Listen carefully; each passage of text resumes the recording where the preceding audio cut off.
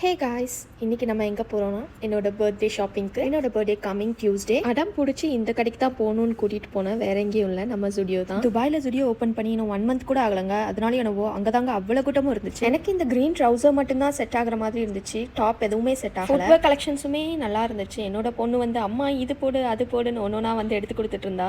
பார்க்கவே க்யூட்டாக இருந்தது. ½ hour கூட ஷாப்பிங் பண்ணலங்க. அதுக்குள்ளே எனக்கும் என் பொண்ணுக்கும் வயிற்றுல இருந்து சத்தம் வர ஆரம்பிச்சிருச்சு. ஆமாம், பசியில் உருள ஆரம்பிச்சிட்டாவ.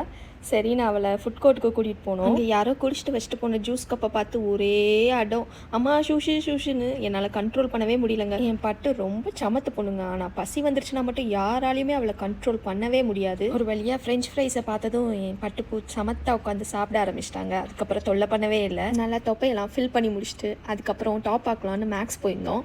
பட் அங்கே ஷூட் பண்ண மறந்துட்டேங்க. இதுதாங்க என்னோட ஃபர்ஸ்ட் வீடியோ. இனிமேல் டெய்லி துபாயிலேருந்து நான் வீடியோ அப்லோட் பண்ணுவேன். என்னோட வீடியோஸ்க்கு லைக் அண்ட் சப்போர்ட் பண்ணுங்கள். மீண்டும் நாளை சந்திக்கலாம்.